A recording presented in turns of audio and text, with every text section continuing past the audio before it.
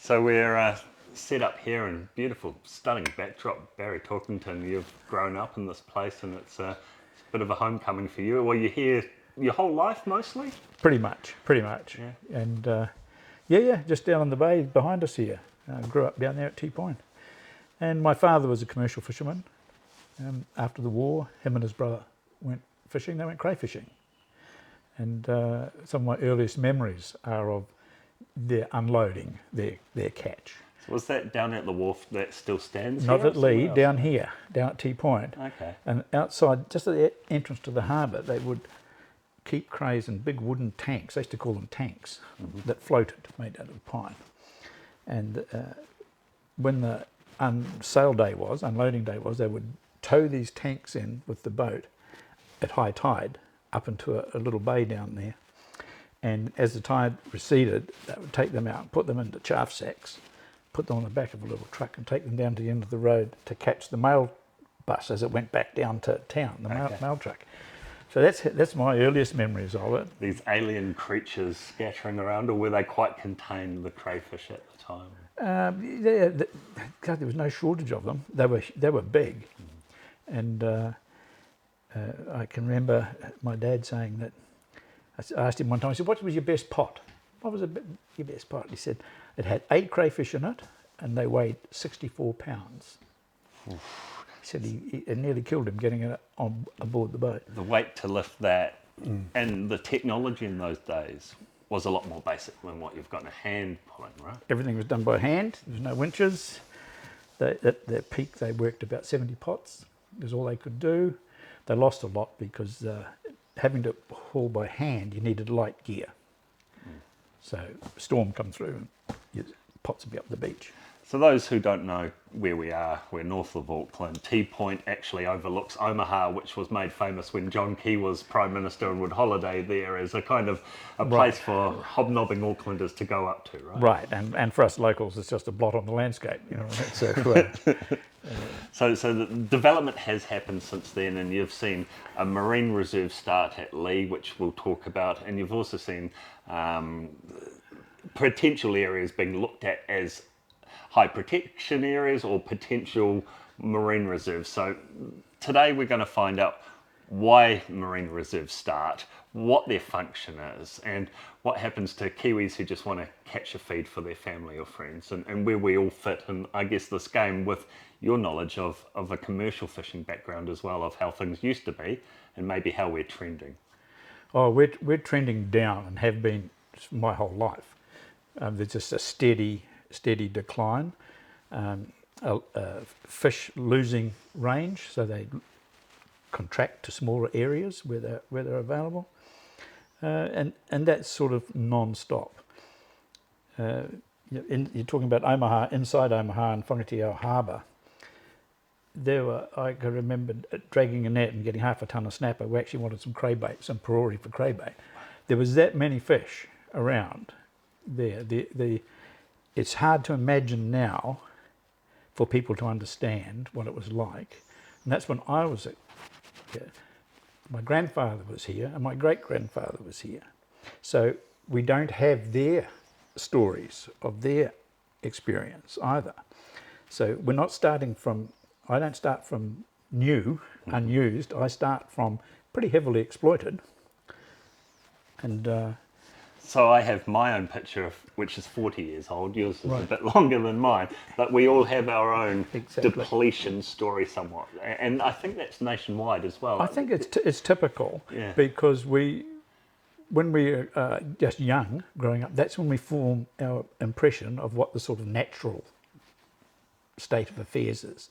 And as we get older and we see that decline, we think that our experience is the starting point. What we don't know or acknowledge is what went before that led us to that starting point. So we get a series of staircases of people's experiences, each one thinking that they're observing the decline, but they're only observing this small portion, like a sliver of the whole slope. Because I remember kawa smashing up on the beach and catching a 10 or 12 pound snapper off the rocks. That would be a very remarkable day to see either of those two things these days. This Omaha Bay out here was full of kawa. It was you couldn't tow a dummy along that beach without catching kahawai at any day, any month of the year. They just lived there. They lived around the rocks, over top of the kelp. Now, it's very rare to see a school of kahawai in there. What other fish were in the Gulf that we may not catch so much these days that you've noticed have left the Gulf? Because I remember a lot of John Dory. As a kid, you'd catch a baby snapper and a John Dory would eat that. I don't see John Dory anymore around the wharfs or that like I used to as a kid. No, they're quite rare now, and they're taken very small. When those big old John Dory that you used to get, they don't see those anymore. The big old kingfish that used to come in the summertime, the harbour, rubbing alongside of the boats, and they don't do that anymore. And as I was saying, that harbour was full of snapper, trevally and perori. Snapper and trevally are very rare, and it's sort of a juvenile area, a bit of a nursery area. That's about all. The adult populations aren't there. The cockles are gone. The goey ducks are gone. The crayfish are gone. The goatfish are gone. There's the red moki's gone. There's a whole range, and particularly when you start at high water and you work your way down that first shelf of reef. There'll be people thinking, well, I know a little honey hole which actually clearly holds crayfish. What's he talking about? Everybody does. Everybody has their spot where they can still go and get something. But what's that a measure of? It's certainly not a measure of health, ecological health. It's what it is it can be a measure of success for one moment in time. That's all. And you'll find that very few people have the same honey hole that they had 20 years ago. They certainly don't use the same equipment they had 20 years ago. You see the range of equipment that's available now for finding, luring and catching fish. It's a bit the old days where it was just a square hook and a bit of pink squid on a bit of Coulon line. You wouldn't catch anything now. Well, as a kid launching at West Haven, doing the Waitemata to Rangitoto or the inside of Waiheke, that was kind of the extent. And going further than that, you never really had to. The Noises was quite an adventure. But nowadays people are going the squiggles, and so is that what you're talking about? That's exactly. More of an adventure to try That's and right. catch what you used to. And you don't see the people fishing off the shore that you used to, because the catch isn't there. So the kahawai aren't there. The kelp snapper aren't there because the kelp's not there. And anyway, the depletion, the loss of the kelp and the depletion of snapper have meant that those kelpies that you used to catch are rare now. So the question is, how did we get here? And is it one thing we can point our fingers at, or is it a combination of things? Well, people will say it's a combination of things, but I think that truthfully, the essential element was the industrialization of commercial fishing on the inshore. Is that it's sort of acknowledged internationally that inshore stocks, shallow water inshore stocks, can't withstand industrial fishing practices. So when the improvements in trawl, pair trawl, seine, bigger, better diesel engines, bigger, better nets, better fish finding technology, all of that was just deployed at will on these inshore fisheries. And I was around at that time, and it just crashed it. It crashed it within 15 years. That the place, the juvenile areas were thick with juveniles, they got cleaned out, wiped out, and it's never recovered from that onslaught. And it used to. I had a great friend. He's old fisherman. Used to be at the Great Barrier. Moved over here, and he said you only need one rule in the Gulf, and that's catch a fish on a hook. And if you just restrict it to catching your fish on your hook, you won't have to do much else. So those who don't know the method of like bottom impact trawling, what's actually going on here that's different to long lining or other commercial methods? The main difference is that the gear moves on the bottom. It contacts the bottom and moves. Long lining or stray lining or rod and reel just tends to be benign and it's static.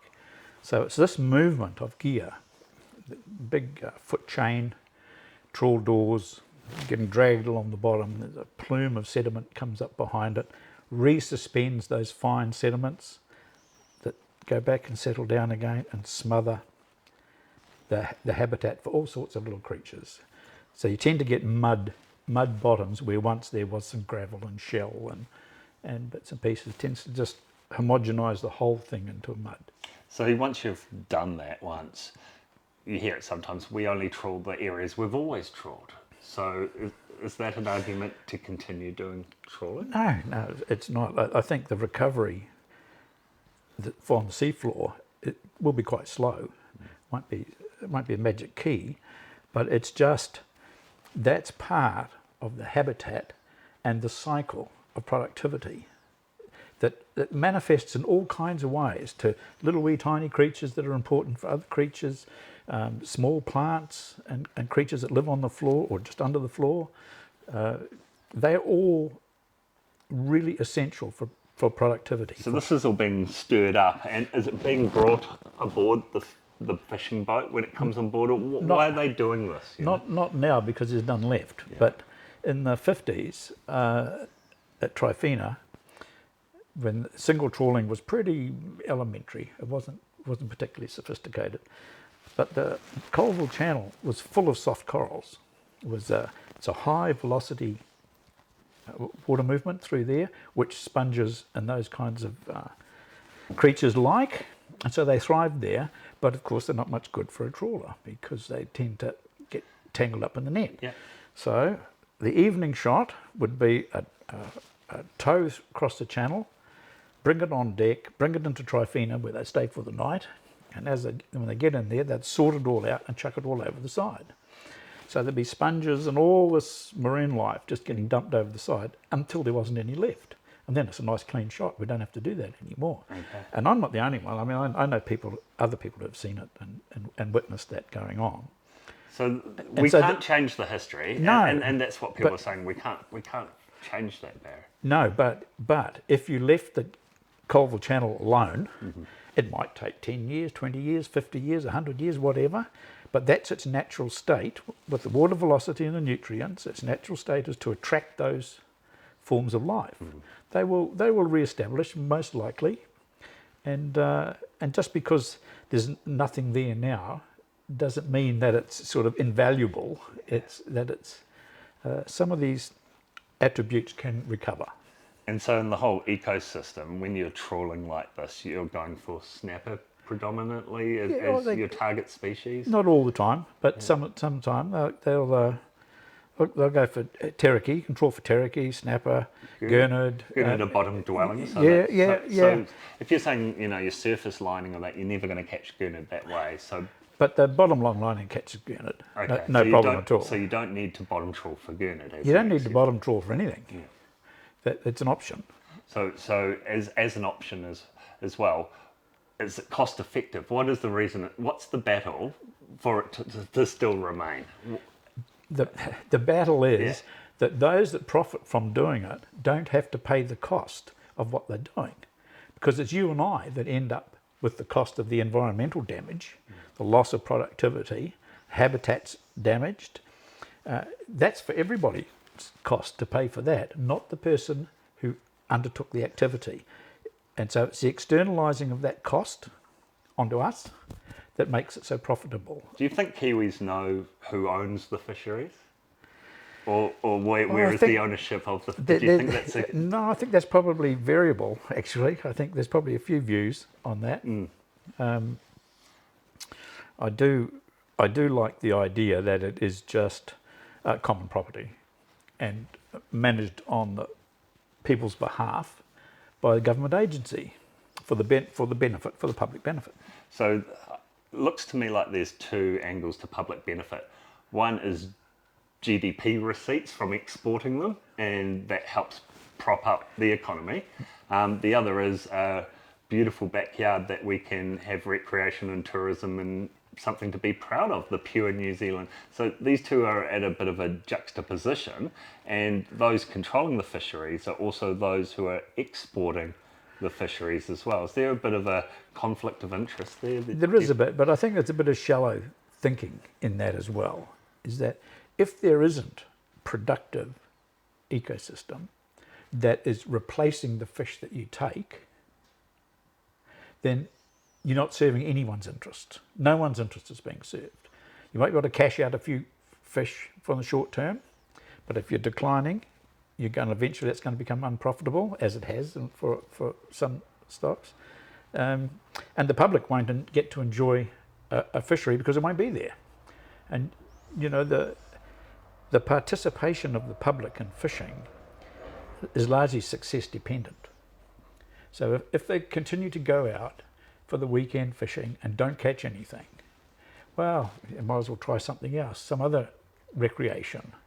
So there's a level of success which is required to keep the public engaged and participating. And there's a whole industry tied into that. It's a huge industry. Rod, and a lot of Kiwi businesses built off that. There's a huge industry there, which isn't really acknowledged. I mean, the normal way of looking at it is that commercial fishing is all about the money, and that non-commercial fishing is all about playing, and that's just not true.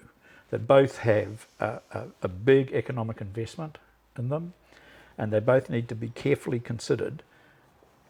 But paramount in all those considerations is to maintain the productive ecosystem. Don't let it keep running down like it is now, and every 15 years decide that you'll make a new plan. So you write up a nice new rosy plan that looks very much like the last one that you didn't do anything about, full of all aspirational language and nice cuddly words, but don't do anything. And so another 15 years later, oh, we've gone down another slope. Or we better have another plan. So we'll have another plan. So it's not even a Band-Aid approach, because... I've got a plan here from 1985, which talks about the same things of which the Hauraki Gulf sea change plan all these talks people about. are coming together with good intentions, but it's the strategy, or is there an elephant in the room they're not addressing? I don't believe it is in all undertaken in good faith. Okay. That there's an implicit bias in government agencies that see their role in facilitating commercial fishing, and they kind of look at their job in that light, that they're sort of instructed. Their strategic plan is to partner with industry and increase exports. And that's Kiwis feeding the world, not us. And I think, is that where some of this friction is? Sure, there's plenty of fish if you want to go to Sydney, but there's not so much if you want to go to Waiheke. So this bias comes through in policy all the time, and it leads to this sort of stagnant position where no change occurs, and you get these rolling series of hand-wavy plans that lack any meaningful action or achieve anything useful. You can always shuffle the cards around a little bit and say, oh, well, I've done something, but if you haven't interrupted the decline in stocks and biodiversity, if you haven't halted that and reversed its trend, then I don't see the purpose of a plan. And if you look at the sea change plan, there's a classic example of the Waikato and Auckland councils getting together and investing a lot of ratepayers' money. The Hauraki Gulf Marine Park was established by legislation in the year 2000, so it's 26 years old. It's a forum to bring together all the agencies that participate in the management of the Gulf, and the idea is to get them all on the same page, so their actions are all integrated and they're all forward-looking. And every 3 years, write a report on the status of the Gulf, the State of the Gulf report. Well, right since the first one, the State of the Gulf reports have been describing more and more depletion and more ecosystem strength, less productivity. So what happened to this integrated vision? And so when it comes to managing the fishery resources in the Gulf, in the park, the first thing you need is to describe the park as a fisheries management area. Once you've got a discrete area in which you can address, then you can look at nuanced management where it might be needed. But while it just sits in this little pocket of a great big area from East Cape to North Cape, it it doesn't get any attention that reflects the purpose of the marine park, which is as a largely recreational and a sort of flagship marine environment, certainly for economic reasons, economic use, but also for conservation and just the public use. So it might just be for sailing, canoeing, might be for a bit of fishing, it might be for whatever. And alongside that, there might be some aquaculture going on, and there might be some bit of commercial fishing going on. It didn't prevent anyone from operating in there. But the lack of a specific fisheries management area means that there's no nuanced management in the Gulf. So is it smarter thinking or better collective thinking? Where have we gone wrong through CJ? Oh, I think that there's no real appetite to do what's needed. Is that a lot of the people who want to improve the state of the Gulf believe that all you need is some marine reserves. If you just have some marine reserves, that's a silver bullet. Everything will be tickety-boo. Okay, so that's a great point, because we're looking over one down here, the oldest one in the country, and I think even worldwide it's quite leading as far as locking up an area. Let's see that window into what we could have had. How do you explain that to people who are watching this and never come across a bad word about a marine reserve? Because marine reserves don't seem to be the magic bullet that everyone thought they were initially. There are issues with marine reserves, right? Yeah, they're not a silver bullet. There is no silver bullet, and it in fact does more harm than good by people signing up to this vision of we just need a few marine reserves and everything's good. Because what the experience at Goat Island here has taught us is that the reserve, the marine life inside the reserve will be more diverse, more healthier, and more balanced, the ecosystem more balanced than that outside. But it is still only relative to that outside. It doesn't go back to virgin state, unfished state, because it's constantly rubbing up against the boundary. Fish have tails and they don't listen to man-made borders. Right. So you get an improvement in the reserve relative to the adjacent waters, right? Yes. So if you want to have a really good marine reserve, you've got to have really good adjacent waters. Okay. Right? So the secret to a successful marine reserve is to lift the abundance and diversity across the whole park. And if you don't do that, then the little reserves that you put in will just make this little bit of difference. It won't ever be anything spectacular or particularly great. So what about people who want to make the whole park a marine reserve, or join up all these little ones and make a huge no-take area? What's your thoughts on that? Well, I think it would be just an absolute waste. I think the resources can be used, but the tendency is to overuse and just use for short-term thinking. Because the problem we've got now is these little windows, if we call them that, of Goat Island being a marine reserve. Now these proposed, or now they've come into law actually, HPAs. But in between them, it's business as usual. Trawling, overtake, these kind of behaviours are still happening, runoff. There's all the factors still there. Which mean that the HPAs are never going to flourish into be anything particularly useful or grandiose as people imagine they're going to be, because the adjacent waters are continuing to degrade.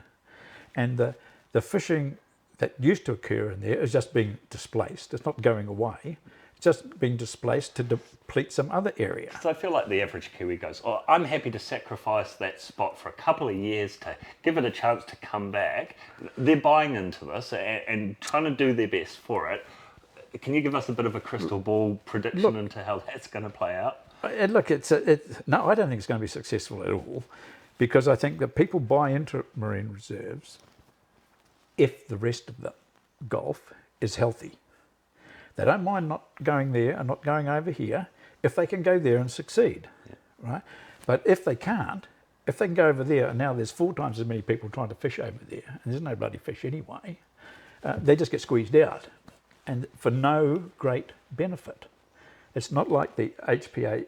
I mean, they differ by their location. I think The ones at the Mokohinals will be effective.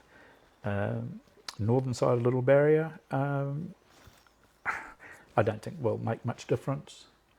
So we've tried to have our say as, you know, a group of recreational fishers. There's been submissions put through by Legacy and the Sport Fishing Council. There's been a lot of science and attending forums and workshops the whole way through.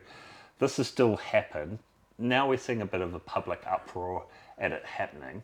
How did we get here? And if we use that as a bit of a learning, what could we do different in the future to stop this kind of reactive approach? My own view is that it was insincere, that the agencies engaged in the sea change process were not really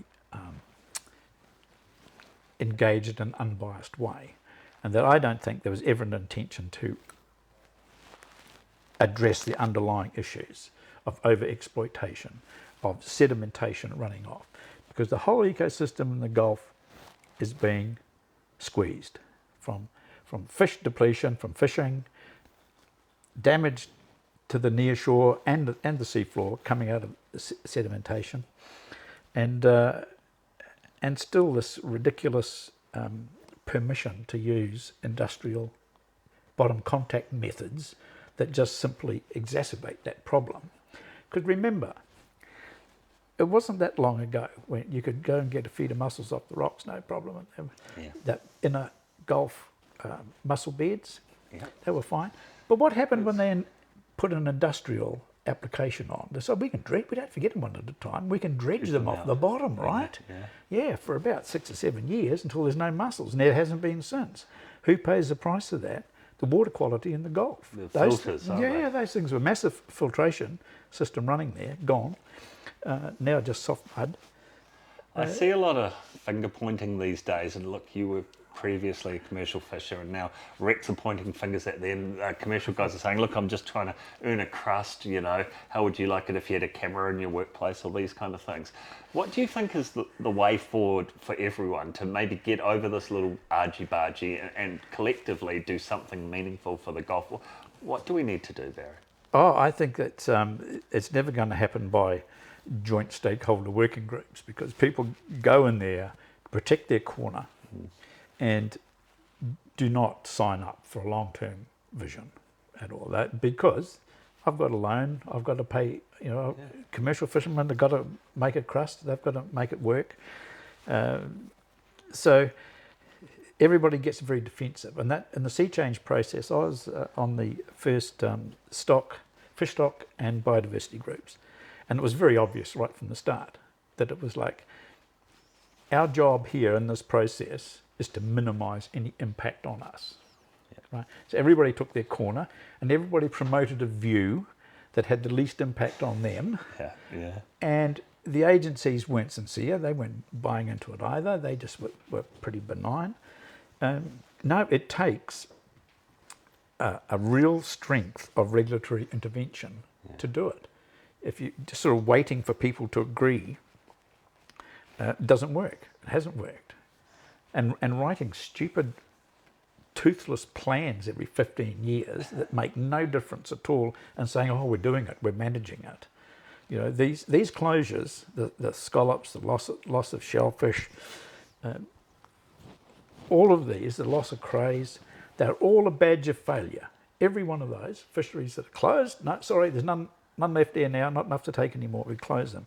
That's an acknowledgement that we have this big history of mismanagement that goes back decades, that ends up. Are marine reserves almost that as well, an acknowledgement of some failure? Because if things were abundant and healthy, we wouldn't... Absolutely. If there wouldn't be the scream for marine protected areas, not to the extent that there is, if the health of the Gulf was better.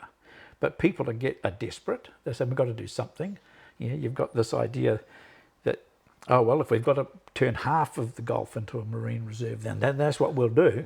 We won't look at other tools. We won't look at the councils who promoted and paid for this plan can't even manage their own runoff. They can't manage their own rules and regulations on developers.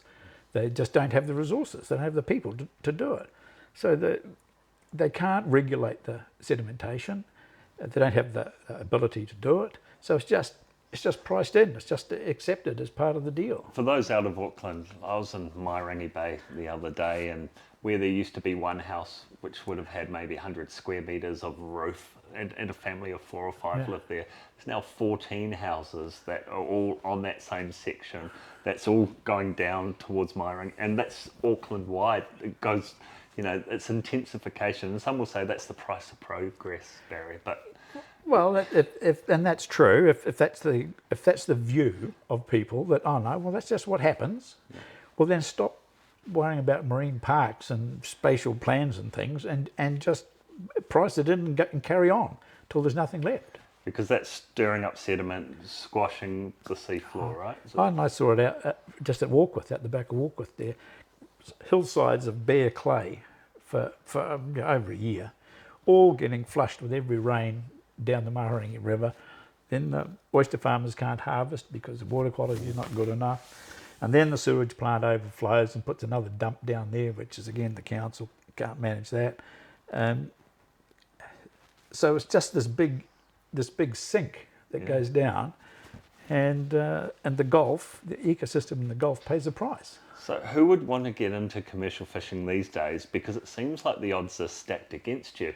You're fishing often for someone else's quota who's taking the money. So you're not fishing like your great-grandparents or grandparents under similar circumstances fished for. Long, hard days at sea, time away from family. None of that's changed either. That's still part of it. It's a dangerous occupation. I know guys love it, and it's your intrinsic feeling. I am a fisherman, that's what I do. But it seems a real battle under the current circumstances. Oh, it is. And there's no, or very little investment going into inshore fishing. And the small-scale inshore fishermen, which is the most efficient, of less fuel,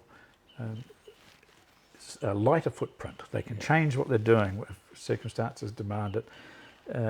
Just about gone. They're just lost from all these ports, like the local ports from here. There's just a steady trickle of them. So these are the small Kiwi businesses that we've always liked to back, and those are disappearing. They're disappearing. So, and in their place are coming big purpose-built trawlers that are designed to catch 1,000 tonnes a year, is their plan. And is that being exported, or is that feeding Kiwis? Oh, a bit of both. It's a bit of both. The New Zealand market's quite big for fish. These are restaurants, which... Yeah, and supermarkets. A lot goes through supermarkets too now. And of course, Australia's a big market. Yeah. But the cost is what people are complaining about across the board, right? I'm not surprised. Snapper fillets, even a whole kawai, there's an expense to that now. But then on the flip side, going to catch one, fuel cost, ice cost, everything else to do the right thing. And then quite often you'd be out there all day, maybe catch nothing. So it's a bit of a risk there as well. So it's quite a bleak proposition to get a protein source into your diet. Yes, it is. And it's not getting easier. And fewer people are succeeding at it.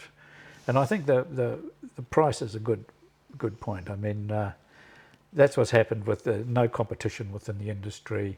The whole thing's captured by a few entities, and they're more than collecting the gravy from the trade. Yeah. Because why can't some of the boats locally here feed a restaurant straight off the boat? Because what is the actual travel of a fish that is caught here? Goes down to Hamilton or Auckland to be filleted? Yeah, some of it can be filleted here, but that tends to be mostly supermarket driven. The supermarket chain owns the local fisheries. Yeah. So it goes down to another shed, gets processed, gets filleted, then gets trucked back again to a restaurant, and there's a lot of trouble. The domestic market's difficult now for supplying restaurants and things like that. I know the companies are pretty challenged trying to manage that. Costs are very high, and there's not much left in it for the restaurant. So for Kiwis wanting to do the right thing and maybe support by purchasing behaviour better options than others, what would you recommend? Oh, look, I don't really have any strong recommendations for that. I don't see any particularly ethical or preferred Yeah. source, and for the main reason that there's so much of the cost of the fillet from the supermarket is taken by the quota owner processor. So the fisherman that gets $5 a kilo for his fish, the fillet's selling for $50. Yeah. It's Where's that markup? so is there's what people about are 20. asking. There's about $20 that a kilo that's not needed in there, that somebody is pushing aside, because they can. And this is It's because of the quota management Yeah, system. it's a closed system. There's no competition within it. And when you get an industry like that with no competition, you don't get innovation, you don't get value creation, you just get this captured rent-seeking behaviour where how much can I sting, how much can I sting? And I don't have to worry about somebody else competing because this is a closed industry. It's a cartel. Yeah, and it's like we complain about the two supermarket chains making sort of $1 million a day or whatever it is in super profits. Well, that's what happens in the seafood industry as well. That same closed nature of the industry allows for that rent seeking. Yeah, so I guess it must be hard for you, Barry, as an ex-commercial fisherman, to admit that commercial fishing is the problem that's caused all this issue in the Gulf. Yeah, no, I don't blame the commercial fishermen completely for what's happening. I have a soft spot for them. I have a very soft spot for small scale commercial fishing. I have I really dislike industrial fishing because I see that as one of the prime drivers of the state that we find ourselves in now, and over exploitation. The small scale fishermen are particularly fuel efficient, they are flexible, they can change what they're doing, they have a very light environmental footprint, they can have. So no, I don't see it as a blanket thing at all. I think it's to de-industrialise, and particularly the Hauraki Gulf Marine Park, and I'd like to see all of coastal New Zealand as much as possible, where alternatives exist to where static methods can be used. I'd prefer them to be used. And the small scale fishermen are particularly in the squeeze now. And so no, I don't hang my coat on their coat hanger at all. Yeah. I think they're just doing what they're permitted to do and what they need to do. So playing by the rules that are... Absolutely. And the problem is not them, it's a problem of the regulator. That what's been happening over the decades since 1950 is that we've been over-exploiting the stock. We're fishing them down to smaller and smaller sizes. The size of fish in the catch goes down, the number of the fish in the water goes down, the ability of the whole ecosystem to reach a balance is destroyed, so it favours one species while losing another. This searching for this myth of maximum sustainable yield, what's the most fish we can justify taking without having an impact on everything else. We can make some numbers up that make it sound like this is really cool. How many fish is something out of Disneyland. It's not reflected in the experience and what happens on the water. That what's happening is that there's a continual decline going down, and every now and again you get a thing like snapper, which has had a burst. But who knows how long that'll last. But when you say decline, we're essentially counting dead fish. Yeah, to say that we had this many dead fish this year. Last year it was that many. Yeah, and it's the fish in the water, is that we need to recalibrate the amount of fish in the water that we insist we have before we start taking fish. So we want the nature to replace the fish we take, not accept and rationalise a lower and lower biomass. And say, oh no, so it's okay, we can still take these fish from this little biomass. Because once it goes decade over decade over decade over decade, suddenly, what happens, Mike? Collapse. At closure. Yeah. Oh, we've got to have an HPA now, we've got to close this. There's not enough scallops, so anyone close this beach over here. Yeah. Crays are gone, harphook are long gone.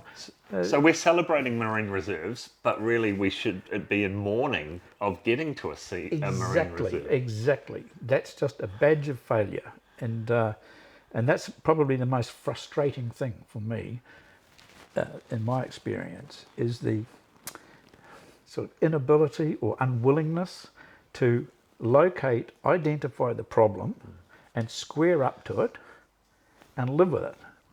I think that's where a lot of this frustration online's come from, is we can't do anything. We almost feel shackled, like our hands are behind our back, and so we'll just carrying on.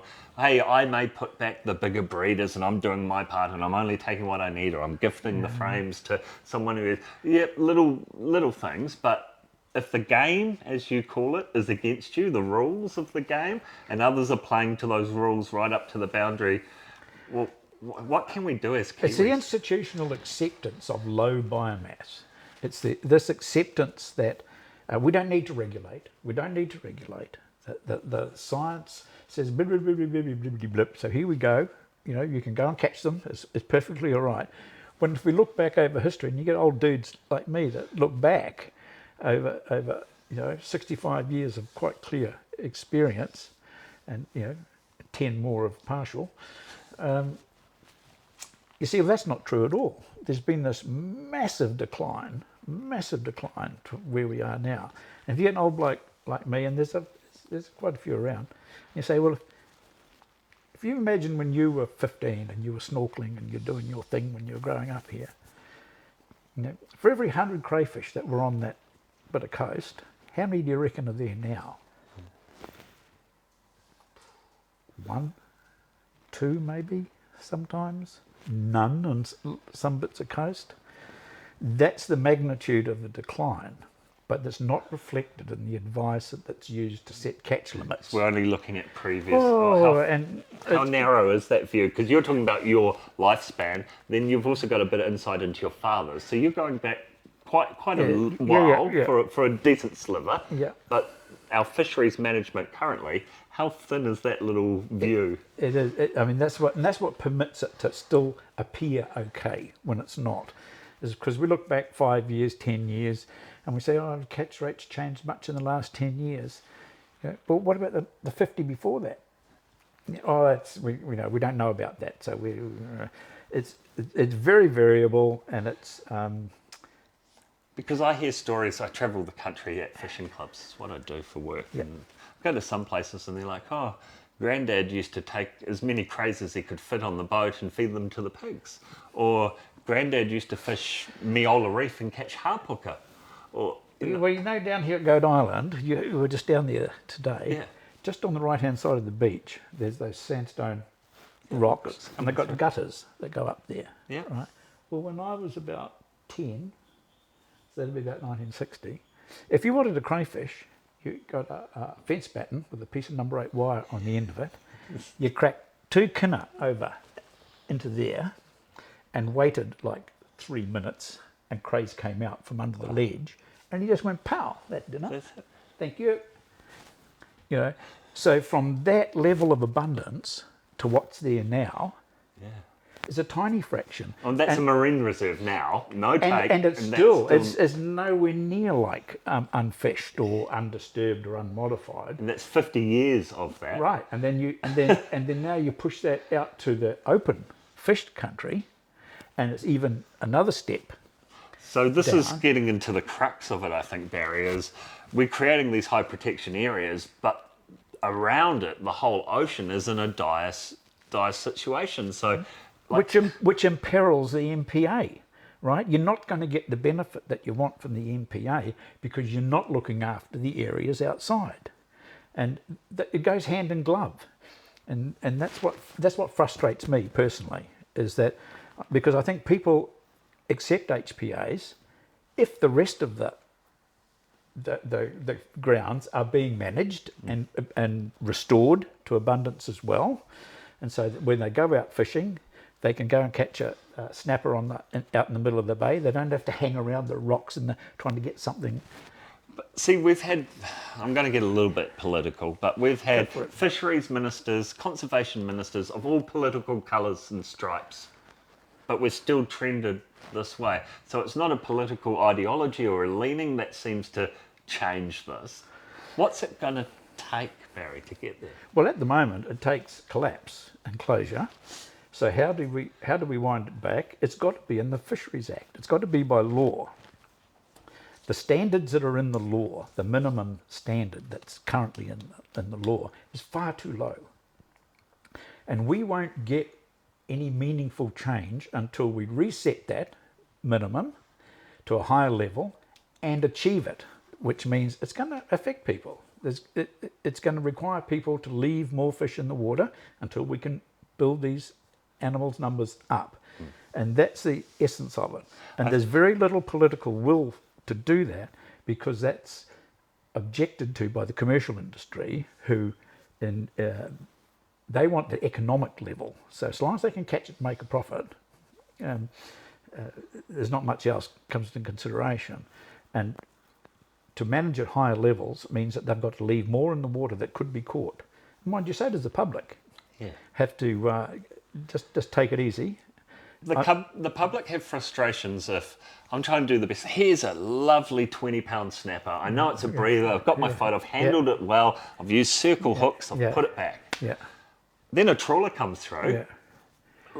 Can you see the frustration? Oh yeah, I can see it. Yeah, the trawler won't catch the 20-pounder, but why won't the trawler? Just so we can explain that as well. Like, why don't we see 20-pounders at the supermarket, for instance? Because each fishing method tends to have a selectivity preference. So, for example, trawling will catch small fish, and up to a certain size, it's unusual for them to catch large amounts of big fish. I think they swim too quick, and so each method has its own little bias on the size that it achieves. So that's why you don't see the 20-pounders. You've got to go and actually catch them on a hook. Otherwise you won't see them. But no, that's the essence of the problem. The essence of the problem is that we fished everything down too far. We don't have an appetite to rebuild it. So if without the appetite to rebuild it, we get HPAs, because people get desperate and they want to see a change. And they're told that HPAs will achieve this magic nirvana. So that they're sold a damaged bill of goods, really, on that. And if they could just understand that the MPA or the HPA is, the health of that is determined by the health outside it. And if that was just accepted, and to say that the real challenge is not designating HPAs, the real challenge is restoring the entire abundance and diversity of the system, the strength of the productivity. Stop pouring shit down the rivers. Councils, don't worry about meddling in the ocean. Clean up your side of the deal, and stop this runoff coming down, and at least seriously address it and try and minimise it. Did we see a break in overfishing during COVID? Is there something noticeable from that? Because people point to that and go, hey, here's a time where we actually gave it a break. And in that time, fish re-entered this harbour for the first time. There was no boat traffic. So it wasn't just catching. It wasn't just that there was nobody catching. It was that there was no boat traffic. So the whole thing just went quiet. The whole inshore just went quiet. And the fish and everything said, well, this is all right. And they entered back up, because it didn't last long once it cranked up again. But so there's something in that. But it just drives me mad, Mike, that what to me is just an obvious dysfunction in the current system cannot get attention because of all the froth around the outside. We'll talk about anything except that. Yeah, it seems as soon as you say, no, look, let's increase this biomass, right? Give ourselves a cushion under here. No, that's just an economic loss. That's, I could have sold that, could have killed that fish and sold it, or I feel like it's where we're at the moment is a lot of finger pointing. Like, you're the problem commercial, you're the problem rec, we don't know what you're taking rec, customary you're taking, we don't know what you're taking. How do we come together and address the issue? This is looking forward now, Barry. Like, what's looking the future? Looking forward, the only thing that's going to solve this, in my view, is to amend the Act. There's no political appetite for it, and without that, all you get are two things. You get you get this. We'll have a joint stakeholder working group, which puts a whole bunch of dysfunctional people into a room that simply cannot agree to anything rational because they're all defending their position.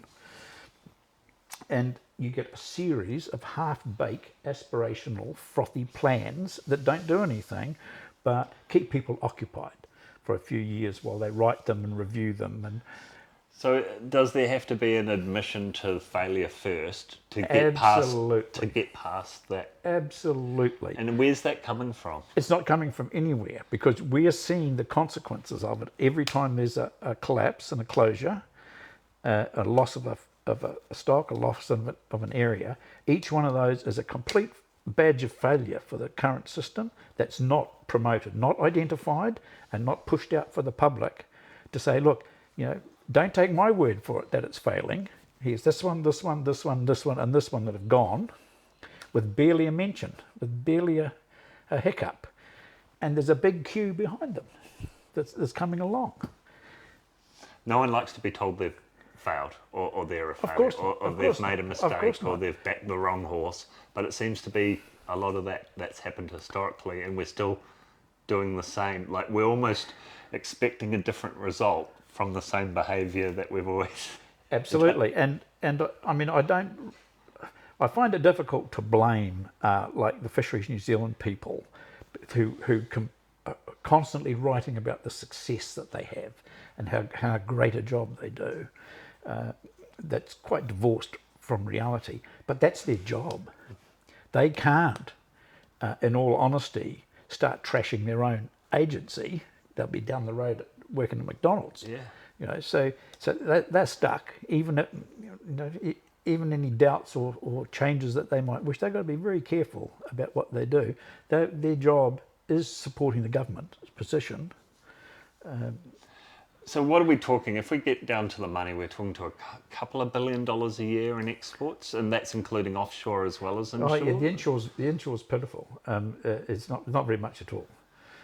So what are we sacrificing in the scheme of GDP, receipts, export receipts? It's less than 0.5% of GDP. If the inshore fisheries disappeared tomorrow, nobody would notice. The economy wouldn't notice it. But the tourism and the local boat builders and everything else could grow off the back of like a bountiful ocean that is a destination for would be fishermen. An absolute gold mine to have the fish in the water that can be sold to tourism, to put on the table, to small scale commercial fishermen who can maximise its value. They're not under this pressure to catch this huge quantities of fish. I was down in Kaikoura recently. There's a cray fisherman there who used to have to go out in all sorts of weather, battling the conditions to take his crays for export. He's now bought a local hotel, done it up, and he's got pools at the back of the hotel. Now he just goes out in 5-knot variables, gets the crays he needs, puts them in the pool, sells them for a better price to tourists who come in and get them than he was getting from his export. Happy days. Like, there are other ways of doing this, or having innovation come through, right? The current system stifles innovation, and it stifles value creation. So people aren't out there searching. Your brother-in-law in Hong Kong wants to buy some flounder, and he's got a special couple of restaurants, and there's none of that's happening. So we'll go and get these two guys, and suddenly we've got $10 a kilo more for them by finding the right. None of that happens now. It's like pairing a nice kiwi wine with a crayfish and selling that it. Whole thing, that whole thing is that whole innovation drive is gone. That largely people are just doing what they did 25 years ago. Very little selling dead bodies to the world is the main business for the inshore. So economically, it's not significant. I think it has a de-industrialized inshore, which had greater abundance, had small-scale commercial fishermen out there feeding the public and finding some choice export markets as well, and the public and tourism opportunities that would provide is a far better model. But the current legislation and the way it's structured prevents any of that happening. Because I don't know if you ever came across Fleur Sullivan, who was in Hauraki and had her own boat and had a restaurant, and you ate what Fleur caught that day. Yep. You didn't have a choice. That's what made the menu. It's highly successful. Have we got openings to just start moving that way for those who are bold enough to, or do you need to be a quota owner? You need you have to be a quota owner, which means a substantial investment for questionable returns. The whole quota pricing thing is completely out of hand. When the system was first introduced, alongside the quota was a resource rental. And the resource rental was a payment made to the Crown, to you and I, for taking this fish and selling it. And the idea of the resource rental, that it would be set at a point where this quota didn't ever achieve very much value. So you couldn't get a closed system and start milking it because the resource rental would go up, right? Yeah. And so, the quota's not worth very much because it was never intended to be worth very much. It was never intended to earn a revenue stream on its own. So it became privatised like a share market, kind of trading a share, right? Yeah, and what happened was that they lobbied, the commercial industry lobbied very hard soon after the creation to get rid of that resource rental, because then they could create this capital value around the quota. So that was and right from that point on, it's prevented the sorts of innovations that you're talking about. It's made them very difficult. Because, I don't know, the Kiwis I know love to back a Kiwi success story. Someone starts a restaurant, you go there, it's got great food, got a story to it, it's honest, it's humble. This industrial fishing isn't honest or humble. It's mass extraction for overseas mouths, and I think that's where a lot of the frustration is. And combine that with our farmers do a similar thing, but they actually put a lot back into the grass that feeds the cattle or the beasts, where fishing seems to be a lot of extraction, a lot of take, and not much giving back. How do we address that?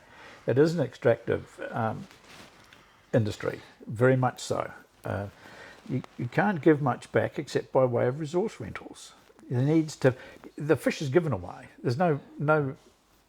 You're essentially running a business where you don't have to buy your stock. You just get to sell it. Well, you just got to get it and then sell it. And that's one of the problems. That there's no real benefit, public benefit, from the monetization of that resource. I mean, we do it with everything else. We do it with minerals. If you want to go gold mining, if you want to go and get iron sands or start state timber or whatever, you'll pay a rental. You'll pay a resource rental for it. And there's no reason why it doesn't apply to fish. Kiwis just aren't adding value to the export chain system. We're selling primary products, whole trees, whole beasts, not broken down into plywood or into hamburgers. Fisheries, pretty much the same behaviour. Pretty much the same. It's a commodity trading system. There's a little bit of value added goes on, but it's pretty budget. Is that where we could create more jobs and more, by value-added products? Only by opening it up. Only by taking away the barriers of entry. As soon as you put up barriers to entry, like high quota costs to go in, you prevent people coming in. So you slow down the entry and exit of participants.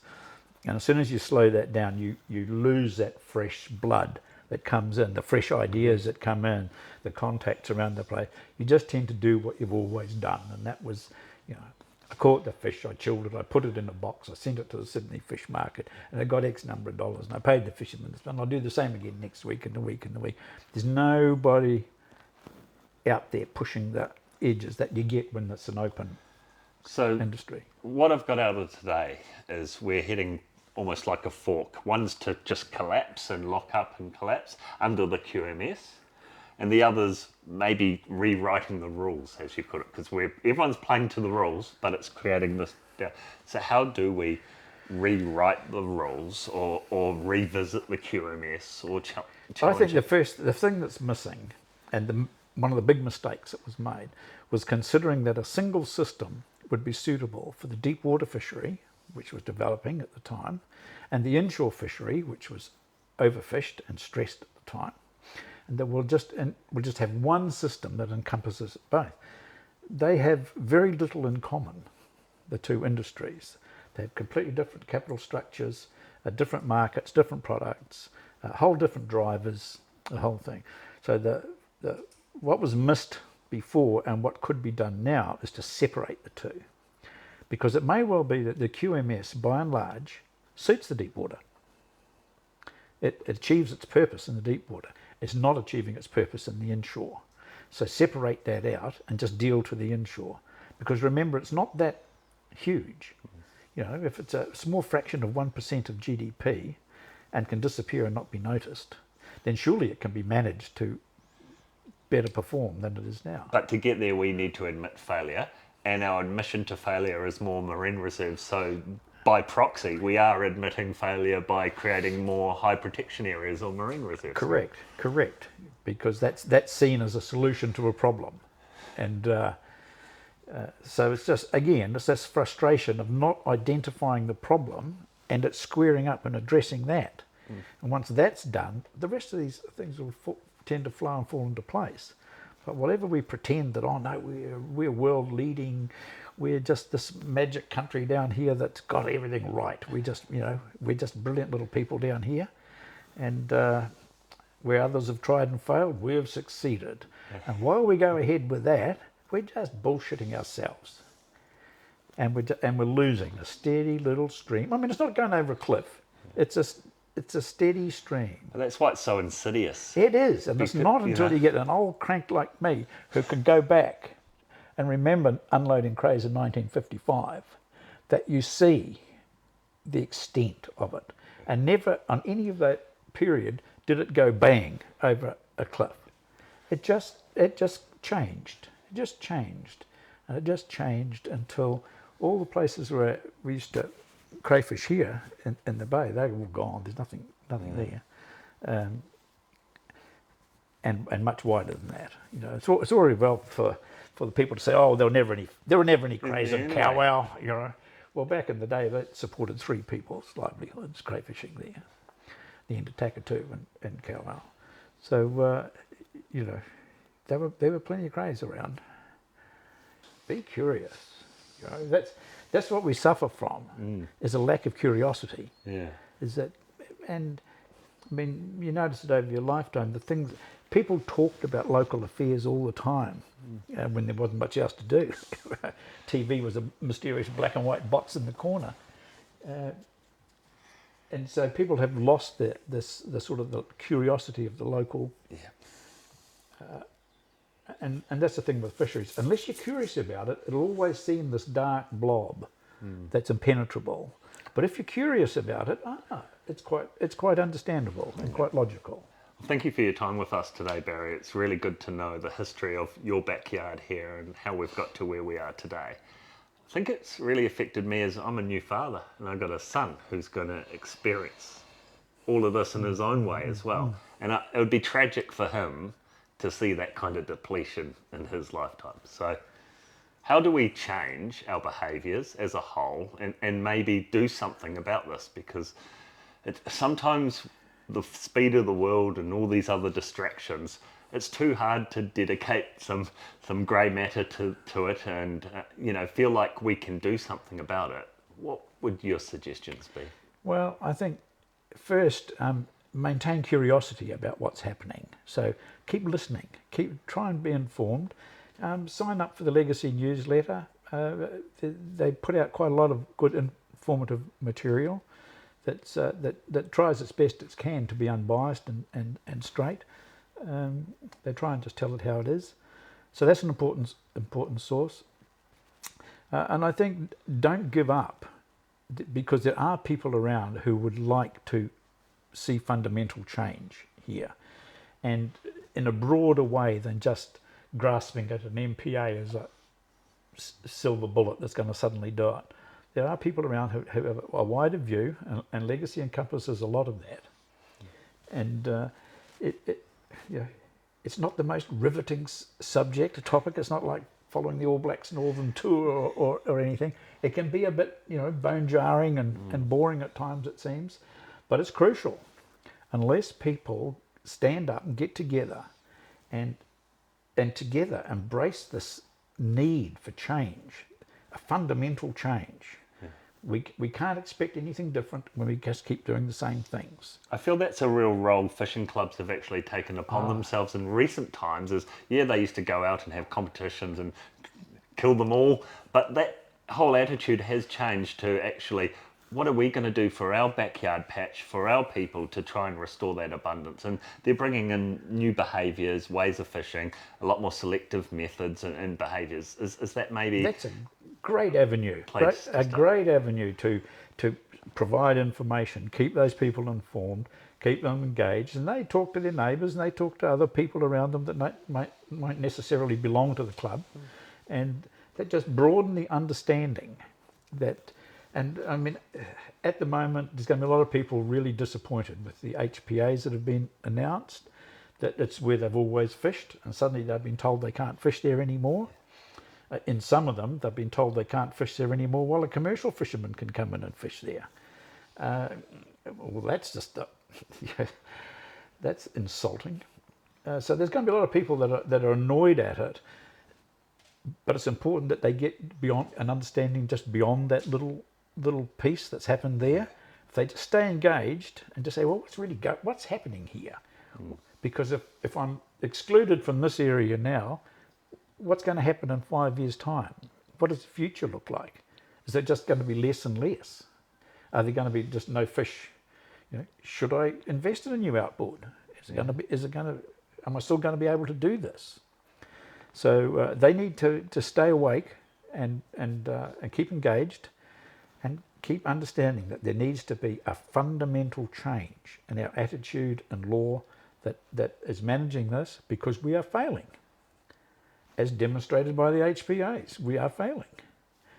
It's an evidence of commercial, recreational, customary, all of us, even though we may point fingers at each other, we actually need to be banded together to really make a change to this. Exactly. Well, I just think that if you just forget the division, forget the competing participants or whatever, and just look at the ecological health and well-being of the park, of the Gulf, because if that's not right, no one's going to get their needs met. No one's going to get what they want. They'll all be fighting over the last scraps. Yeah. So put all that aside. Say we're not going to get into that. What we're going to do is recognise that we've depleted this area too much for our own good, and we need to change what we're doing and turn the tide the other way. And it won't be through writing Mickey Mouse plans or putting little postage stamp HPAs around the place with big promises. It'll only happen with a fundamental change in the law and the institutions that we use to manage them, which was one of the good aspects of the Ahumoana initiative, was that it really dealt with that sort of first few hundred metres of the intertidal zone, and the first few hundred metres, where a lot of the human impact can be, and a lot of the human impact from new migrants can be. And if that had been fully engaged in this Hauraki Gulf plan, then there would have been nuance available in that zone, where you could make special rules for special places within the park where that was an issue.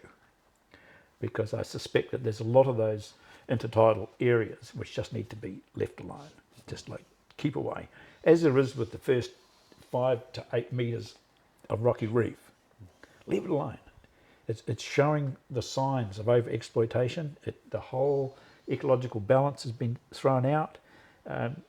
We've got to change our attitude and behaviour about what we do in that shallow rocky reef zone. So there's, I don't think there's any silver bullet there. I think that's just part of the process. Well, thank you for your time today, Barry. You're most welcome. It was just so insightful to hear that, and I really hope maybe my generation, or at least my sons, will be the one that bucks this trend, and the way you've seen it, I guess, decrease in your lifetime. Hopefully, there's still time to change. There is, and I hope it happens. I hope our grandkids can still go out and experience a vibrant, diverse ecosystem out here that you can fish, you can use, but it's not used beyond its limits.